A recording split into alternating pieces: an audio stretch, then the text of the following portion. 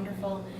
And I think what some of us, as we formed this event for tonight, just wanted to say to all of you is that, whether it's volunteering your time or finding a way to support things financially, if you can help these organizations locally that are doing these great things to support, the needs of our community, that's what we would ask of you.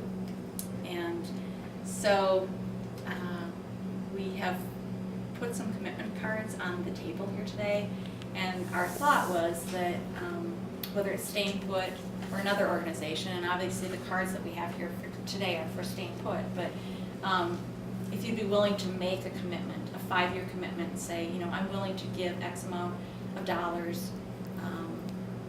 Lots of people here have given money regularly, Yep. and we know that.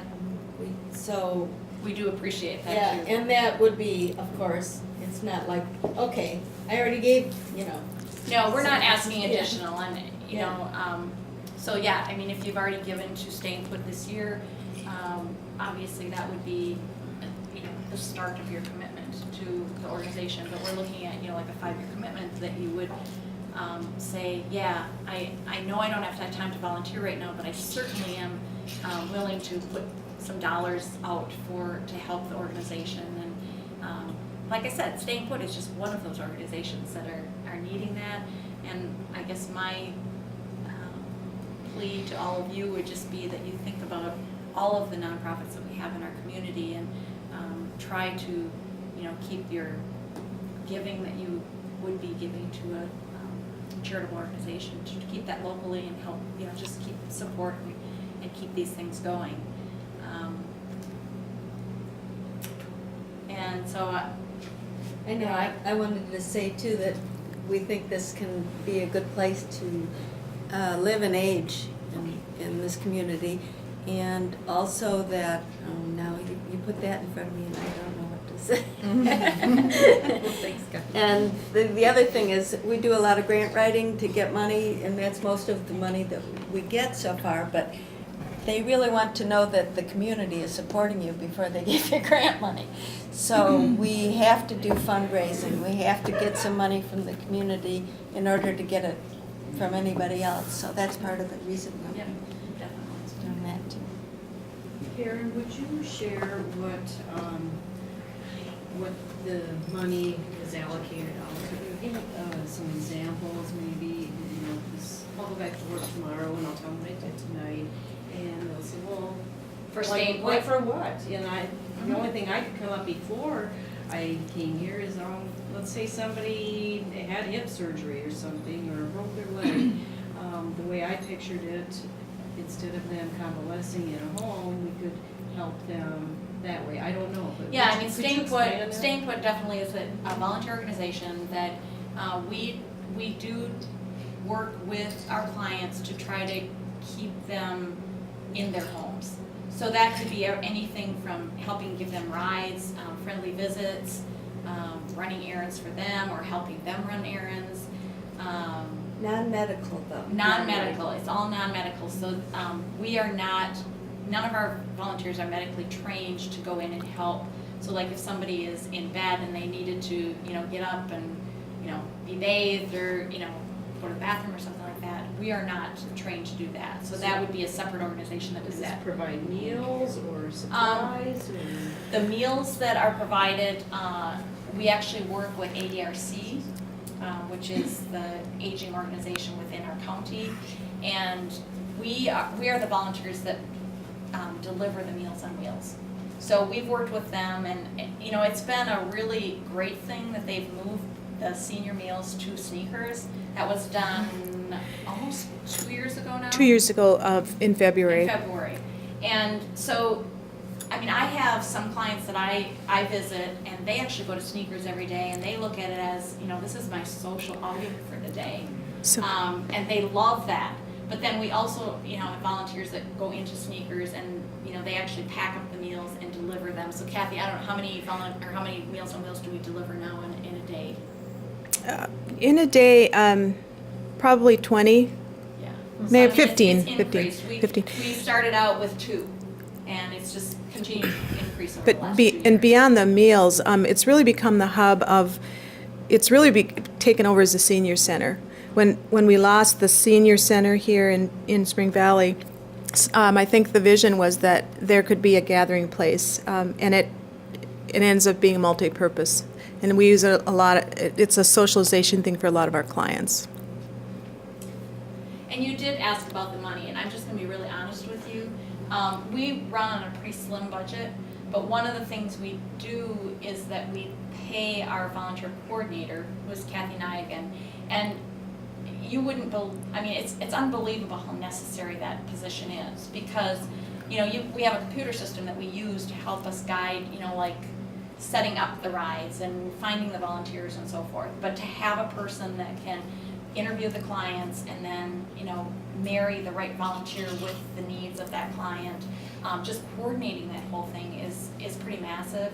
And so a good share of our budget does go towards paying that volunteer coordinator so that we can get the volunteers and we can get them dispatched in the right places so that they can service our clients. That's number one thing, and the office expenses, but there's a lot of really good stories. You would think that if it's non-medical, there's not much that we could do, but there are visits that are made and people that come out of their shell, you know, who have been at home and, you know, unkempt and depressed, and they're all of a sudden, you know, cutting their hair and playing cards with somebody, or just, it's getting a good place to live and age, you know, finding ways to, one lady really loved to dance. We started a dancing club. We drive them to Menominee to once a month, and there's live music, and they can hardly walk, but they can dance, you know. And there's, what else, Kathy? There's so many things that go on. Well, and they started a craft, once a month they do a craft circle down at the Stainfoot office, and we have one volunteer that she actually will set up the craft for the month, and we've got some of our clients that come in and they love it. I was just at a client yesterday and she was so proud of this, the last activity that they did. She had it up in her window and she said, "Oh, isn't that beautiful? Look at what I did." And, you know, I mean, it's really cool to see that type of thing that they're able to do. And last summer we had a walking club that, you know, we start on sneakers around the time that lunch is getting over, and we had a few of our clients that joined us for that. And in fact, one of them, you know, she hadn't been active for quite a while, and she started walking, and, you know, the first couple of times she was out, it was, you know, a little difficult, but by the end of the summer, boy, she was huffing it right along and probably going faster than any of the rest of us. So it is pretty neat to just see, you know, the type of activities that we get with these people. I just think it's a purpose.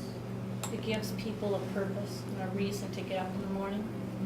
It's like, if you didn't go to work, would you dress the same? Yeah. If you didn't have someone come into your home, would you dress the same?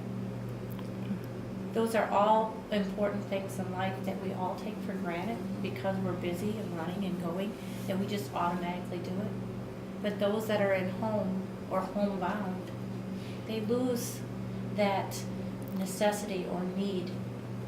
They feel like, I don't have to do this anymore. Even though in the back of their mind, they want to do this, but there's no purpose on why to do it. Yeah. I mean, staying put has kind of found a unique niche in the non-medical kind of arena, because there's a lot of services that are provided, but those professional services can't fill all those gaps. And we look at our organization as filling those and bridging those. And another thing that we have found is huge for what we can do is to be a resource connector, to be kind of a hub when people can't find, they don't know where to go. They're you know, mired with detail, they maybe can't sort through it. So that's become a big part of what we can do for them, is just here's where you can go, here, or here, and we'll kind of guide them through that and then just let them take it from there. And you know, maybe just to talk a little bit about even how we got this event started for tonight. At one of our staying put boards, well, Margie was, I think, actually the one that brought it up first, that, you know, because there are organizations out there that are 100 something women. They might be 100 powerful women, they might be 100, you know, charitable women. I mean, there's a lot, 100 caring women. It's a national but it is a national organization, kind of. I mean, they Movement. call them different things, but yeah, we're, in a lot of communities, what they're doing is they actually get, they try to get 100 women that will commit $100 for, for a 5-year, every year for 5 years.